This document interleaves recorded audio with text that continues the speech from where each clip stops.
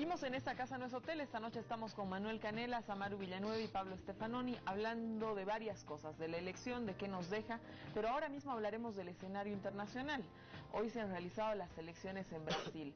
Al 94% de los votos ya contabilizados, Dilma está con el 41%, Nemes está con el 34% y Marina Silva con el 21%. Manuel, las relaciones entre Brasil y Bolivia están medianamente tensas. ¿Cómo influye la votación, la elección, la reelección, aparentemente la reelección de Dilma? ¿Cómo esto le viene al MAS? ¿Se mejorarán las relaciones? ¿Cuál es la estrategia que se tiene pensada para el Brasil?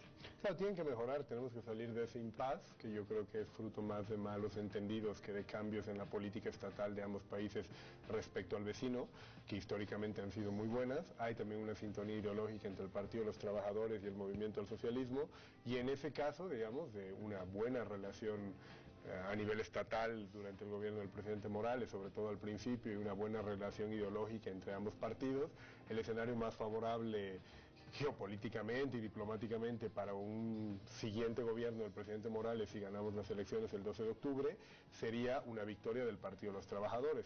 Ahora, el resultado que tú comentas asegura que hay una segunda vuelta entre Neves y la presidenta Dilma. La ventaja, digamos, de 7 puntos, yo creo que puede dar una señal de que la segunda vuelta la gana Dilma, pero va a tener que trabajarlo. Para nosotros, por supuesto, el escenario deseable, sin ningún ánimo de intervenir en política interna de otros países, es seguir con el mismo gobierno en el Brasil. ¿Qué significa que por cuarta vez el Partido de los Trabajadores esté en gobierno, Pablo? Bueno, si es que lo logra, ¿no? Por supuesto. Lo va a lograr con más dificultad, porque fue una campaña mucho más compleja, donde primero parecía que Marina Silva arrasaba, después Marina Silva finalmente está en el porcentaje que ya había sacado antes, y Neves, que es el ala derecha, digamos, de la política brasileña, sube. Yo creo que, bueno, muestra la fortaleza, de algún modo, del proceso que impulsó el Partido de los Trabajadores, aunque en una situación de mayor debilidad económica. La situación económica de Brasil es más complicada ahora, y bueno, o sea, quizás lo que pasa en Brasil y también pasa en Uruguay y va pasando en más países es que tiene que ver con lo que hablamos antes, es que la izquierda ya no es lo nuevo, porque Marina ya es presidenta después de Lula. Entonces el centro derecha o la derecha en muchos casos desafía presentándose como lo nuevo, y eso obliga a las izquierdas a convencer a los electores, como hablamos antes, con otros argumentos, ¿no? Entonces quizás este susto, digamos, de Dilma, en el sentido que podía perder la elección, también lo obligó a ponerse candidata y a salir a veces de la inercia que todos los partidos que llevan muchos años en el poder tienen, ¿no? O sea, el caso de Brasil, bueno, el PT hizo reformas importantes, en muchos sentidos también actuó de manera conservadora. Brasil es un país muy complicado, donde cualquiera que gana tiene que negociar con muchísimos partidos y relaciones de fuerzas regionales, donde el peso de las oligarquías es muy fuerte.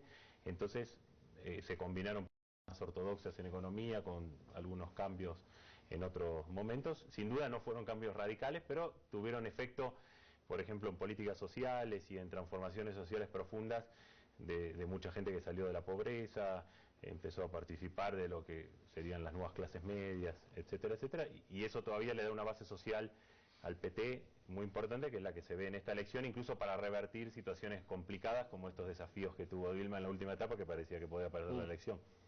El 40% de los votantes en Brasil tienen menos de 35 años. Se les han llamado la generación online. Han logrado muchísimos movimientos. Recuerda cuando fue el tema de lo del Mundial, eran ellos, convocaban a través de las redes. Coméntanos sobre esto, Amaru. ¿Cómo influye? ¿Crees que tiene alguna influencia real, efectiva, este tipo de movimientos online dentro de las elecciones? ¿Han sido influyentes en Brasil? Bueno, es que más allá de un movimiento online, seguramente es el término que se le da, pero yo he visto durante los últimos meses, inclusive antes, cuando había la Copa Confederaciones, antes del Mundial, un descontento social generalizado que rebalsaba, ¿no? Que empezaba con el movimiento Pase Libre y luego se desborda al desalojo de las favelas, protestas acerca del mal gasto en un proyecto que muchos han percibido como un proyecto más de vanidad, del Mundial, ¿no? Que favorecía a grandes intereses empresarios y tal vez no llegaba a la ciudadanía con esa oferta de renovación y de progreso. Es decir, hay un descontento generalizado y eso me extraña, ¿sabes? Porque pensando que si gana Dilma y el PT está 16 años en el poder, es muy raro pensar que no han optado por una opción distinta hasta ahora, cuando hay problemas tan profundos que afectan justamente esas generaciones, no a las personas que si bien tienen un voto en términos formales, tal vez no pueden ejercer la ciudadanía que quisieran. No hay regiones del Brasil que están muy empobrecidas, muy desiguales, especialmente el noreste en relación al resto del país. Me parece una caja de Pandora, ¿no? Y me llama mucho la atención como estudio de caso, en realidad, porque hay tantas cosas que no sé descifrar acerca de ese contexto, ¿no? O sea, veo que en algún momento por lo menos se disputaban la presidencia dos mujeres, cosa que en muchos países que se creen más desarrollados o liberales socialmente nunca pasaría, pero que al mismo tiempo está combinado con valores muy conservadores, evangélicos, cristianos, ¿no? Hay una mediatización de la política que la hace tan volátil. Me llama mucho la atención de que en cortas semanas dos mujeres se están disputando la presidencia y es como que nada hubiera pasado semanas después. Me parece un show y me da miedo pensar que cuál podría ser la repercusión para nosotros. Comenta, Manuel. No, o sea, yo lo que creo, digamos, es que ciertas insuficiencias en la gestión del PT, como comentaba Pablo, no embroman, digamos, políticas importantes que llevaron adelante. El Bolsa Familia, otras políticas sociales han reducido mucho brechas de pobreza, de desigualdad. Yo no creo, digamos, que esas asignaturas sean las pendientes. Yo creo que las pendientes son los desafíos a las que con matices se enfrentan buena parte de los gobiernos de cambio, que es saber calibrar y responder a las nuevas demandas. Hay un debate muy intenso en Brasil, lo hemos conversado muchas veces con Pablo, que en la revista que él dirige, que es Nueva Sociedad, le han dado bastante espacio, sobre el debate alrededor de la clase media en el Brasil, ¿no? Porque hay un discurso que entiende que cuando se mejoran estas brechas en pobreza y desigualdad, inmediatamente uno se incorpora a la clase media. Yo creo que eso no es necesariamente cierto y que a veces tener la etiqueta siempre de la clase media oculta una serie de contradicciones y problemas al interior de esa amplísima clase media, ¿no? Precarización de los mercados de trabajo, nuevo tipo de desigualdades, y yo creo que es justo esa gente, que yo me animaría a decir en gran medida muy votante del PT, la que ahora no encuentra respuestas satisfactorias en el Estado y en la conducción del gobierno, pero es casi imposible de pensar que esas respuestas las encontraría con un proyecto conservador como el de Neves. Entonces yo creo que esta votación es quizá una llamada de atención, pero en ningún caso encontrar la alternativa en proyectos como el de Neves. Lo que pasó también, agregar una cosita, es que creo que las protestas que mencionaba Maru, que creo que son muy importantes, por un factor adicional, el Partido de los Trabajadores también se volvió un partido crecientemente o de funcionarios públicos o crecientemente estatalizado y separado de la sociedad en muchos sentidos. De hecho, las protestas fueron muy sorprendentes para muchos dirigentes del Partido de los Trabajadores y tardaron mucho en descifrar qué era lo que pasaba ahí, ¿no? Entonces creo que la suma de las protestas con esta situación de amenaza de perder las elecciones creo que puede ser interesante en el sentido de que de volver un poco a pensar cuáles son todas esas demandas que se van construyendo en la sociedad y que muchas veces se van como olvidando por esos procesos y eso vale para todas las izquierdas latinoamericanas, de partidos que se van volviendo como parte de los estados y van perdiendo el vínculo. El caso boliviano es un poco distinto porque el MAS es un partido de organizaciones, para lo bueno y lo malo que eso implica, pero el hecho de que los propios dirigentes del PT no pudieran decodificar rápidamente qué estaba pasando en la calle, creo que era un dato que los obligó un poco a despertarse, ¿no? Y después tuvo el correlato de la caída de Dilma en las encuestas, que bueno, ahora parece estar revertiéndose. Sobre las encuestas le daban gran posibilidad a Marina Silva, en algún momento casi que podía haber sido coronarse como la presidenta. ¿Qué opinas de esto, Amaru? Eso, ahora que estamos en un tiempo de encuestas, donde las encuestas, lo hemos hablado la anterior semana, han jugado un rol esencial en esta elección, coméntanos sobre eso, por favor. Bueno, primero para responderte al caso de Brasil, creo que es hace como un mes y medio donde andaban empatadas, en 34%, Marina Silva y Dilma, y como parte de la encuesta también se preguntaba a las personas que respondían a la encuesta qué es lo que harían en una segunda ronda, y efectivamente podía haber ganado, por lo menos en ese escenario hipotético, ¿no? Pero pasan tantas cosas. Bueno, Pablo nos explicaba acerca de algunas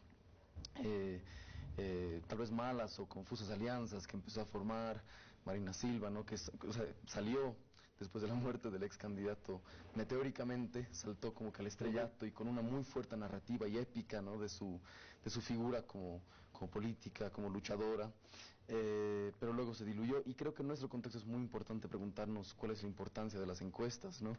No quisiera caer en el tema subjuntivo, en el que siempre se intenta especular acerca de cuál podría ser el efecto de las encuestas en los votantes. No, tenemos una brecha epistemológica, es decir, no hay forma de nosotros trazar el nexo causal entre lo que hacen las encuestas y cómo votan las personas en urnas, pero tienen un efecto muy real. Yo me baso siempre en ese principio de la física cuántica, el principio de la incertidumbre, que tú no puedes observar ni la posición ni la velocidad de una partícula sin alterar el otro factor. Es decir, el momento que observamos algo también lo estamos modificando de alguna manera, y creo que cuando tenemos que ver el efecto de las encuestas tenemos que fijarnos más cerca, más bien a las alianzas políticas. Las encuestas creo que se demuestra mucho más claramente en el comportamiento de los partidos políticos, de los candidatos a la hora de intentar formar alianzas estratégicas, como alguna vez lo intentó, por ejemplo, el Movimiento Sin Miedo con los demócratas, ¿no? Intentando cubrir territorialmente distintos espacios basados justamente en cifras.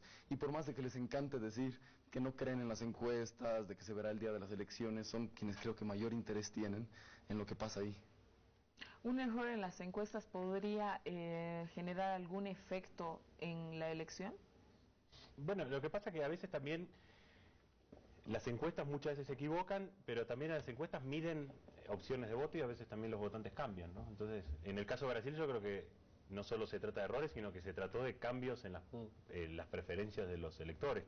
El caso Marina Silva, que era un personaje muy complejo, porque Marina Silva, por un lado, podía ser la candidata ideal para los indignados, por la biografía que mencionaba Maru, de una mujer que hasta los 10 años fue analfabeta en el nordeste, en la Amazonía, acá en Acre, etcétera, etcétera. Pero por otro lado, junto a eso, Marina Silva es una militante fervientemente evangélica, conservadora, que borró del programa del Partido Socialista, por ejemplo, propuestas como el matrimonio igualitario, el aborto, etcétera. Entonces, y la tercera cosa es que hizo una alianza con la banca y sobre todo con el Banco Itaú y con otros sectores financieros, proponiendo neoliberalizar más la economía. Entonces se volvió una candidata muy compleja. Entonces yo creo que las encuestas, no solo fue un error en las encuestas, sino que era una candidata donde en un momento articuló un cierto electorado, pero después se fue diluyendo y se fue viendo inconsistencias también programáticas, etcétera. Pero sin duda yo creo que las encuestas inciden, por eso las guerras de encuestas son importantes, porque es obvio que todos nos posicionamos para votar. Las encuestas tienen errores, pero es lo único que tenemos ante una elección, o de los pocos instrumentos para medir, y todos nos posicionamos en ciertos votos útiles, etcétera, tanto el que vota por el oficialismo como la oposición. Entonces es obvio que si alguien quiere votar al mejor posicionado hoy, lo tiene a Samuel. ¿Y por qué lo tiene a Samuel? Porque las encuestas dicen que es Samuel, no por otra razón. Entonces sí, creo que obviamente las encuestas alteran, y además muchos candidatos se encargan encuestas, etcétera, etcétera, ¿no? Manuel, a ustedes las encuestas les han dado una posición muy holgada. Ustedes podrían estar absolutamente tranquilos con los resultados de las encuestas. Si hacemos caso a las encuestas, es probable que Evo Morales saque más del 60%. ¿Eso a ustedes los deja absolutamente tranquilos? Las encuestas que han representado en este momento, ¿qué representan en este momento para ustedes? Claro, comentando un poco lo que comentaban Pablo y Amaru, no ha pasado Marina Silva de ser casi la presidenta a ahora tener 20%. Como apuntaba bien Pablo, ya había cierta tendencia muy marcada en algunas encuestas a la baja de Marina, al ascenso de Dilma y al acecho de Neves a Marina, ¿no? De hecho, el diario El País, hoy en la mañana, ya antes de que se realicen las elecciones en el Brasil, titulaba, digamos, que la incertidumbre radicaba en si Neves superaba a Marina, como finalmente lo hizo. Ya no había, digamos, la posibilidad de las primeras encuestas cuando Marina asume la candidatura, donde estaba muy por encima de la presidenta Rousseff.